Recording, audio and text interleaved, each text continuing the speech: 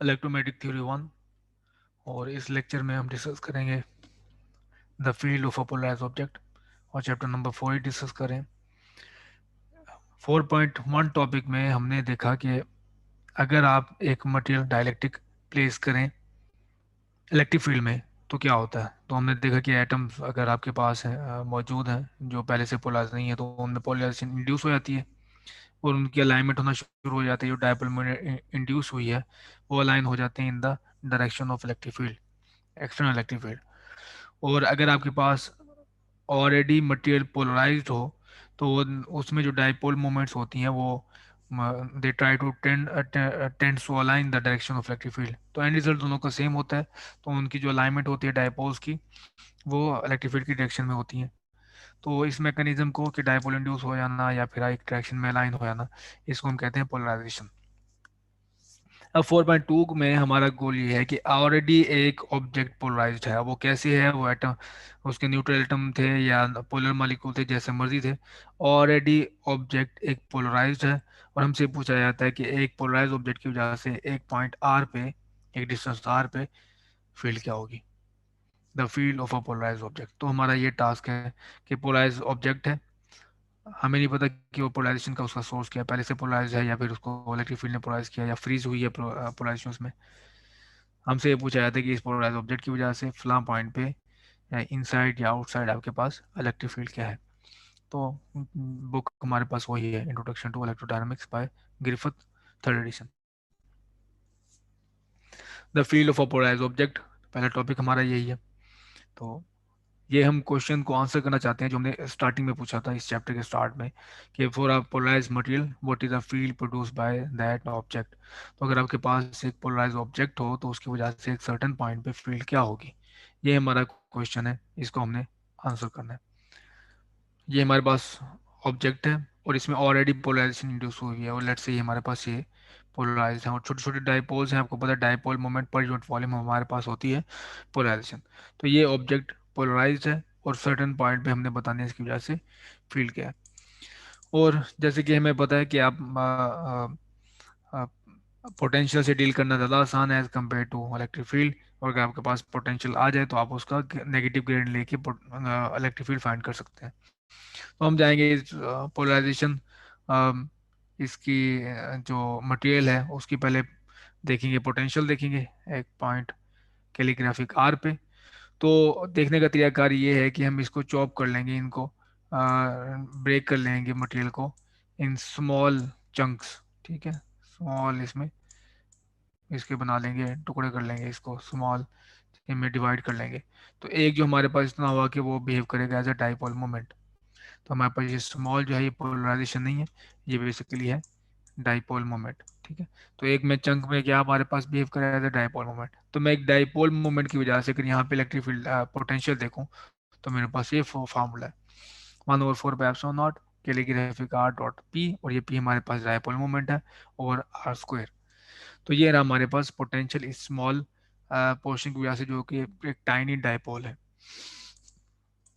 अब अगर आप पोलराइजेशन की बात करें तो हमें डेफिनेशन पता है पोलराइजेशन की, और डाइपोल मोमेंट का रिलेशन भी हमें पता है। तो डाइपोल मोमेंट के लिए small P equals to polarization divide by multiply by volume, या फिर आप डाइपोल मोमेंट से डिवाइड कर लें। डाइपोल मोमेंट, ये सही डेफिनेशन, डाइपोल मोमेंट पर unit volume is called polarisation.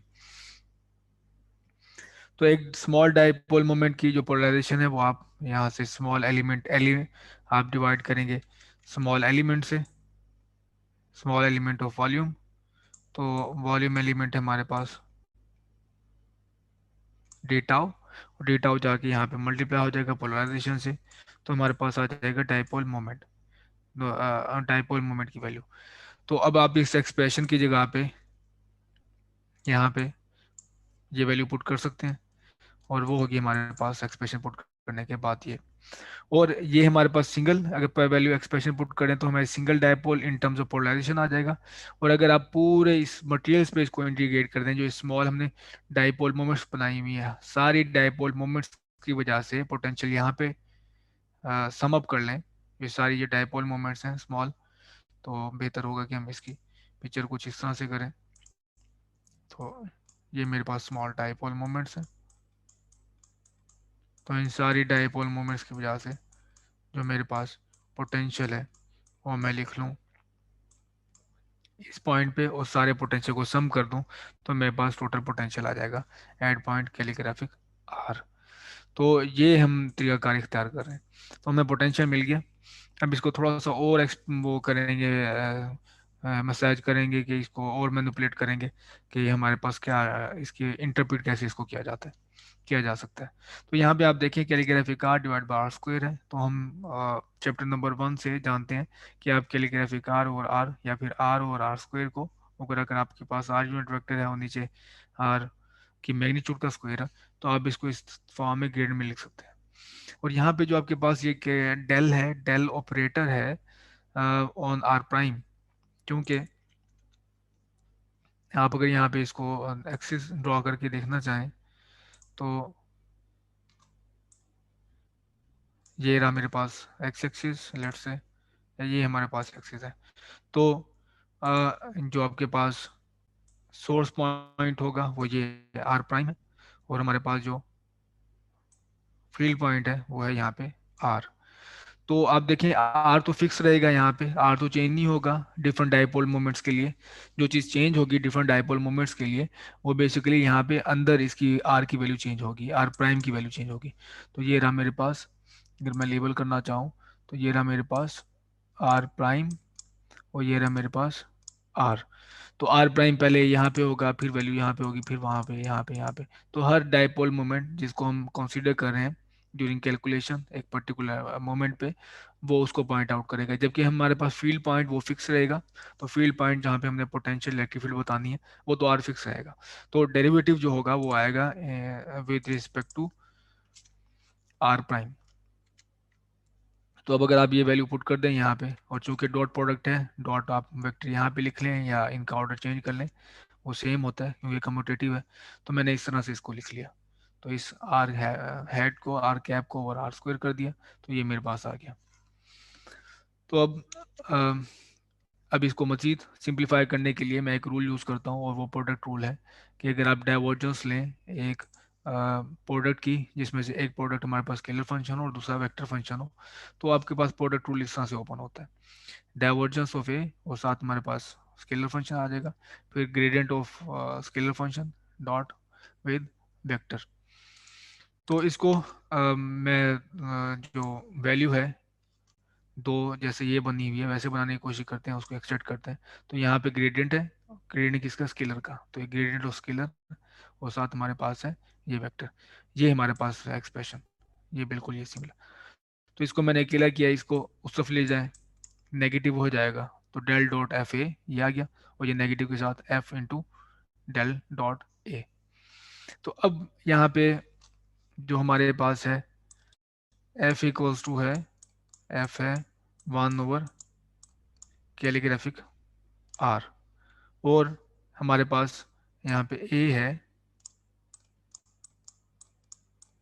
Polarization vector. तो यहाँ पे हमारे पास पोलराइजेशन।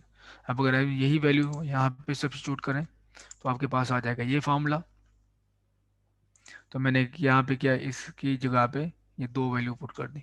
तो पहले हमारे पास आप देख सकते हैं कि ये आ गया। तो ये F1/R है और साथ हमारे पास P है, ये दोनों की इकट्ठे हमारे पास डाइवर्जेंस है।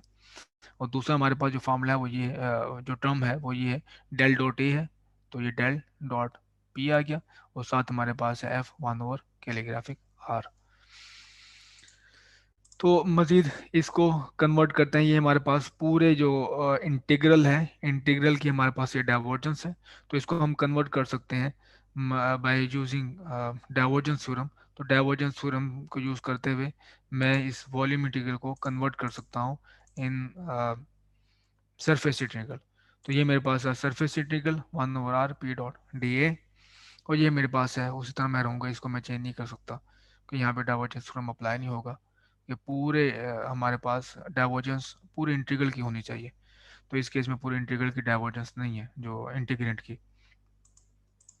तो यहाँ से मैं इसको एक और तरह इंटरप्रेट कर सकता हूँ, क्योंकि ये हमारे पास इंटीग्रल है, सरफेस इंटीग्रल है।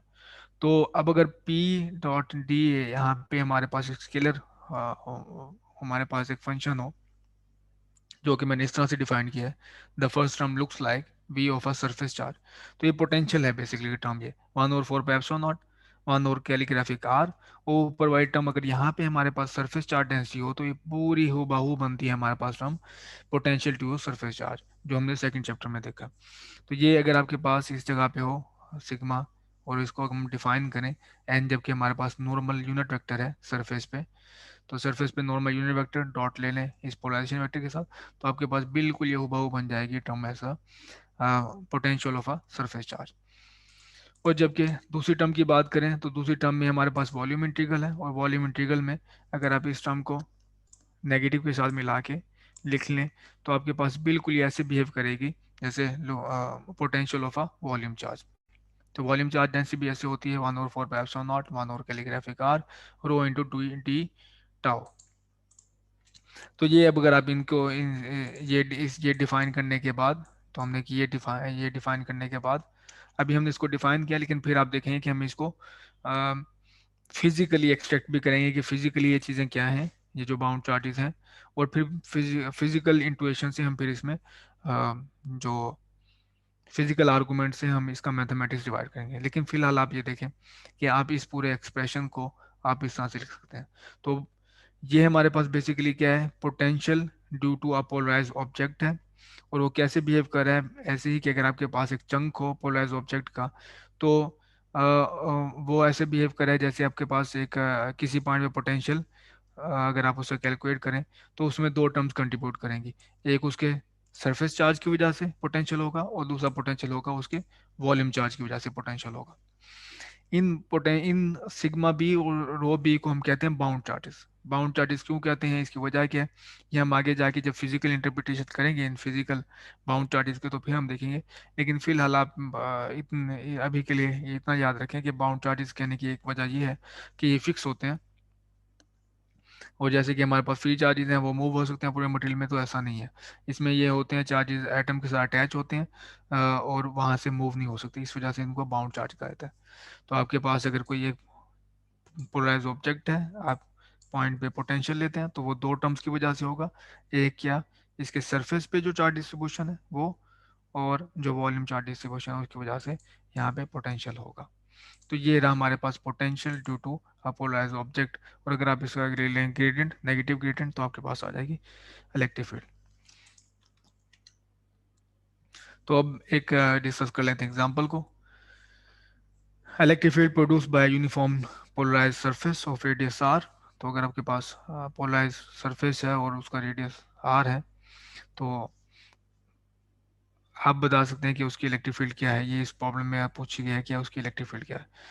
तो हमने स्फेयर को इस तरह अलाइन किया है कि आपके पास वो उसकी पोलराइजेशन हो, चूंकि यूनिफॉर्मली पोलराइज है तो इसकी डायरेक्शन फिक्स होगी, और इसी थ्रू आउट मटेरियल इसकी मैग्नीट्यूड सेम होगी। तो हमने इसको अलाइन किया in the direction of Z. तो हमने स्फेयर ऐसे रखा है या कोऑर्डिनेट ऐसे लिखे हैं रखी हैं कि पोलराइजेशन की डायरेक्शन हो अलोंग जेड, जेड और पोलराइजेशन सेम है। तो अब अगर आप इसका यूनिट वेक्टर के साथ डॉट लें, एन इसके नॉर्मल के साथ डॉट लें, हाँ पोलराइजेशन का, तो बिल्कुल वो आपके पास इस तरह से आएगा कि ये बेसिकली बनेगा पोलराइजेशन आपके पास एन हैट है। तो इसके साथ अगर आप डॉट लेंगे तो आपके पास आ जाएगा पी कॉस थीटा। तो ये आप इसको इस तरह से इमेजिन कर सकते हैं ये। और इसका अगर आप यहाँ से डॉट लें, ठीक, और इसके दरम्यान में आपको पता है पोलर एंगल होता है थीटा, तो जेड एक्सिस के साथ होता है। तो आप एन के साथ जब डॉट लेंगे पी का तो आपके पास आ जाएगा पी कॉस थीटा। तो सिग्मा बी तो हमारे पास यहाँ से आ गया आसानी से।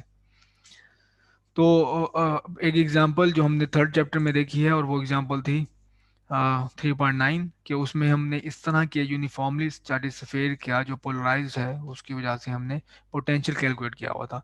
इनसाइड पोटेंशियल है P R cos theta over 3 epsilon naught, और आउटसाइड है P R cube cos theta over 3 epsilon naught R square. तो यहाँ पे हम उससे दोबारा ड्राइव नहीं करना चाहते, ना ड्राइव करना करेंगे, सिर्फ हम देखेंगे कि जो ऑलरेडी रिजल्ट है उनको मैंने कोड कर दिया। तो यहाँ पे मेरे पास सिग्मा बी आ गया। तो इनसाइड की बात कर रहे थे हम, तो इनसाइड हमारे पास है ये पी आर कॉस थीटा और 3 एप्सिलॉन नॉट। तो आर कॉस थीटा को मैंने जेड पुट कर दिया है, क्योंकि स्फेरिकल ये रिलेशन है हमारे पास, spherical coordinates to cartesian coordinates. So we are theta is equal to p z और 3 एप्सिलॉन नॉट। और अगर आप इसका ग्रेडियंट ले लें तो ग्रेडियंट से Z with respect to Z हमारे पास है, क्योंकि जेड की डायरेक्शन है ये, और पोटेंशियल भी सिर्फ जेड पे डिपेंड कर रहा है। तो आप जेड की रिस्पेक्ट से इसका ग्रेडियंट ले लें तो ये 1 हो जाएगा और आपको मिल जाएगा 7 यूनिट वेक्टर। तो ये रही मेरे पास, और पोलराइजेशन की डायरेक्शन भी जी के अलॉन्ग है। तो ये रही मेरी इलेक्ट्रिक फील्ड इनसाइड। तो इनसाइड इलेक्ट्रिक फील्ड क्या है, -P/3 एप्सिलॉन नॉट। तो ये याद रखिए, हमारा स्टार्टिंग का टास्क था कि अगर आपके पास एक पोलराइज ऑब्जेक्ट हो तो आपको सर्टेन पॉइंट पे बताया जाए कि इलेक्ट्रिक फील्ड से क्या हो। तो देखिए हमने यहाँ पे कैलकुलेट कर ली, तो फॉर्मुलेशन वो हमने पहले बिल्डअप किया। या पहले पोटेंशियल कैलकुलेट कर लें, पोटेंशियल कैलकुलेट करने के बाद आप उसका नेगेटिव ग्रेडियंट ले लें, तो आपके पास इलेक्ट्रिक फील्ड आ जाएगी। ये रही आउटसाइड इनसाइड। अब बात करें हम आउटसाइड की। The sphere's potential is identical to that of a perfect dipole of at the origin. तो आपके पास जो सेकंड टर्म है इसको मैं एक और तरह से लिखना चाहूँगा। वो ये है कि अगर मैं इसको, जो टर्म है हमारे पास P/r² और 4 3 r³ है, इसमें टर्म में इसको इस तरह लिख लूँ कि ये इस तरह लिखी जा सकती है या नहीं लिखी जा सकती, वो बिल्कुल लिखी जा सकती है। अगर आप अ, हमारे पास पोलराइजेशन की डेफिनेशन है, जैसे मैंने पहले बताया, P=, डाइपोल मोमेंट पर यूनिट वॉल्यूम। तो ये रहा मेरे पास, अगर V को मैं उस तरफ ले जाऊं, और वॉल्यूम क्या होगा पूरे स्फेयर का, वो 4/3 πr³ है। तो ये मेरे पास वॉल्यूम हो गया, और ये पोलराइजेशन से मल्टीप्लाई करते हैं डाइपोल मोमेंट आ गई। अब अगर आप इसी एक्सप्रेशन को यहाँ पे पुट कर दें तो बिल्कुल वही आपके पास पोटेंशियल आ जाएगा, जो कि मैंने पहले पिछली स्लाइड पे कोट किया है। तो अगर आपके पास इस टर्म्स ऑफ पोलराइजेशन को, अब डायपोल मोमेंट को ये सब्स्टिट्यूट कर दें, तो आपको वाज़ेह तौर पे नजर आता है कि इन आपके पास outside the space potential is identical to that of a perfect dipole at the origin. अगर आपके पास आउटसाइड से इसको ऑब्जर्व करें, जैसे कि मैं आपको शो करूं यहाँ पे, ये आपके पास स्फेयर था, ये रहा स्फेयर, ठीक। और आपसे आपने इसको आउटसाइड से पोटेंशियल देख रहे हैं, तो लेट्स से यहाँ पे इसके सेंटर से ये वेक्टर है, ठीक। तो ये बिल्कुल जो पूरा इसकी जो बिहेवियर होगा, पोटेंशियल ऐसे बिल्कुल ऐसे बिहेव करेगा जैसे कि इसकी पोटेंशियल डाइपोल मोमेंट पड़ी हुई है इसके सेंटर में। तो पूरे स्फेयर की वजह से पोटेंशियल बिल्कुल ऐसे होगा जैसे कि एक डाइपोल मोमेंट का होता है। तो आप इस पूरे स्फेयर को अगर हटा के सिर्फ इसके ओरिजिन पे एक डाइपोल मोमेंट रख दें, जो कि जिसकी डाइपोल मोमेंट ये हो, तो वो बिल्कुल पोटेंशियल सेम हो जाएगा। ये हमारे पास इक्वल टू शेल थ्योरम है। जैसे शेल थ्योरम में हमारे पास था कि अगर आपके पास स्फेयर पे, यहाँ पे स्फेयर पे यूनिफॉर्मली चार्ज डिस्ट्रीब्यूटेड है, और आप पोटेंशियल देखते हैं आउटसाइड, आउटसाइड पोटेंशियल देख रहे हैं, तो वो पोटेंशियल बिल्कुल वो पॉइंट चार्ज का पोटेंशियल होगा। और पॉइंट चार्ज कहाँ पे पड़ा हुआ है, जैसे उसके ओरिजिन पे पड़ा हुआ है। तो अगर आपके पास यूनिफॉर्मली चार्ज डिस्ट्रीब्यूशन है, स्फेरिकल चार्ज डिस्ट्रीब्यूशन है, उसकी वजह से अगर आप आउटसाइड द स्फेयर पोटेंशियल देखना चाहते थे, तो आप बिल्कुल वो पोटेंशियल या इलेक्ट्रिक फील्ड ऐसे बिहेव करती थी जैसे कि पूरा का पूरा चार्ज कंसंट्रेटेड हो at the centre of the sphere. तो यहाँ पे भी बिल्कुल ऐसी है कि अगर आपके पास यूनिफॉर्मली पोलराइज ऑब्जेक्ट है, तो बाहर से उसका पोटेंशियल बिल्कुल वैसे दिखेगा जैसे कि सारी की सारी जो डाइपोल मोमेंट है वो उसके सेंटर पे कंसंट्रेटेड है, और डाइपोल मोमेंट ऐसे डिफाइंड है। तो प्रॉब्लम से स्टार्ट करते हैं। और प्रॉब्लम हमारे पास ये है, a sphere of radius capital R carries the polarization. तो हमारे पास एक स्फीयर है जिसका रेडियस कैपिटल आर है, उसकी पोलराइजेशन ये गिवन है, जो रेडियल पोलराइजेशन है। तो पोलराइजेशन आर डिपेंडेंट है, और हमसे ये पूछा गया है कि कैलकुलेट करें बाउंड चार्जेस। तो बाउंड चार्जेस में आपको याद हो कि आपने अगर पोलराइजेशन अगर आपको गिवन हो, तो आप अगर उसका नॉर्मल के साथ डॉट प्रोडक्ट ले लें, तो आपको मिल जाएगा सरफेस बाउंड चार्ज डेंसिटी। और इसी तरह अगर आप इसकी डाइवर्जेंस ले लें नेगेटिव, तो आपको मिल जाएगा सरफेस जो बाउंड चार्ज डेंसिटी मिल जाएगी आपको, वॉल्यूम डेंसिटी। तो पहले कैलकुलेट करते हैं sigma B. So sigma b is equal to p dot n, and where n is the normal vector to the normal unit vector to the surface of sphere. तो के R dot N देखोगे, तो आप sphere पे अगर आप कोई भी नॉर्मल वेक्टर लें आउटवर्ड, तो आप देखेंगे वो लॉन्ग रेडियल डायरेक्शन होगी। तो जैसे कि मेरे पास ये स्फेयर है, तो ये स्फेयर है और इसकी आर की डायरेक्शन है ये ऐसे, ठीक है। तो अब अगर आप इस पे लें कोई भी नॉर्मल वेक्टर, आप ड्रॉ करें नॉर्मल, तो ये नॉर्मल आप देखोगे इसका along the direction of radial ही होगा। तो इन दोनों का डॉट प्रोडक्ट वन देगा आपको। R cap is equal to R cap dot N cap for sphere is equal to one. तो ये वन हो गया और बाकी आपके साथ आर मैग्नीट्यूड आ गई। तो ये रही हमारे पास रेडियल जो बाउंड डेंसिटी आ गई हमारे पास। अब आए बात करें बाउंड वॉल्यूम डेंसिटी आएगी, तो वो हम लेते हैं पोलराइजेशन की डाइवर्जेंस लेके और उसका नेगेटिव। तो नेगेटिव हम लेंगे डाइवर्जेंस के बाद। तो डाइवर्जेंस हम यूज़ करें यहाँ पे बेसिकली स्फेरिकल कोऑर्डिनेट्स। तो स्फेरिकल कोऑर्डिनेट्स में आपको पता है कि यहाँ पे सिर्फ जो पोलराइजेशन है वो आर डिपेंडेंट है, तो हमारे पास सिर्फ आर डिपेंडेंसी आएगी, आर के हिसाब से हमने डाइवर्जेंस लेनी है। तो वो है 1/r²। और जो हमारे पास ये फंक्शन है या वेक्टर फंक्शन जिसकी हमें डाइवर्जेंस लेनी है, वो आएगा यहाँ पे, और साथ आएगा r²। तो यहाँ पे भी r², यहाँ पे भी r²। ये हमें डाइवर्जेंस के फार्मूले से हासिल हुआ है। तो अब अगर आप इसका डेरिवेटिव लें विद रिस्पेक्ट टू r, तो r³ है, तो हमारे पास आ जाएगा 3, इसका वेक्टर होगा 3 k r²। तो एक r², यहाँ से r² से कैंसिल हो जाएगा, और यहाँ पे नेगेटिव है तो ये हमारे पास -3k आ गया। तो इस तरह आपको यहाँ इस एक्सरसाइज से पता चला कि अगर आपके पास पोलराइजेशन गिवन हो, तो आप बाउंड चार्जेस फाइंड कर सकते हैं, वो खास सिग्मा हो, बी हो, या फिर रो बी हो। अब बात करें इलेक्ट्रिक फील्ड के आउटसाइड, या इनसाइड हमारे पास इलेक्ट्रिक फील्ड क्या है। तो पहले मैंने देखी है इनसाइड इलेक्ट्रिक फील्ड, और इनसाइड इलेक्ट्रिक फील्ड के लिए हम प्रीवियस एक्सरसाइज में देख चुके हैं कि आपके पास यूज होगी रो आर, ठीक। तो यहाँ पे R less than capital R, यानी कि आप इनसाइड हो और इसमें स्फेयर के अंदर हो आप। तो यहाँ पे आप पुट करेंगे 1/2 epsilon naught rho R R cap. तो ये रो आर कहाँ से आया हमारे पास, तो ये हमारे पास है प्रीवियस एक्सरसाइज में आपने देखा है यहाँ पे। तो यहाँ पे रो जो की वैल्यू पुट करोगे, तो रो की वैल्यू ये कैलकुलेट की हुई है जो कि -3 की है। -3 के में वैल्यू ये पुट की तो आपके पास आ गया -k/(f/(nॉट) आर। तो इन साइड हमारे पास इलेक्ट्रिक फील्ड है ये, जो कि रेडियस डिपेंडेंट है और आर वेक्टर डिपेंडेंट है। तो अब अगर आप बात करें आउटसाइड, तो आउटसाइड आपके पास, तो अगर आपके पास स्फेयर में कोई फ्री चार्ज नहीं है, तो जितनी मर्जी पोलराइजेशन हो जाए, तो जितनी पोलराइजेशन में पॉजिटिव चार्ज होगा उतना ही नेगेटिव चार्ज होगा।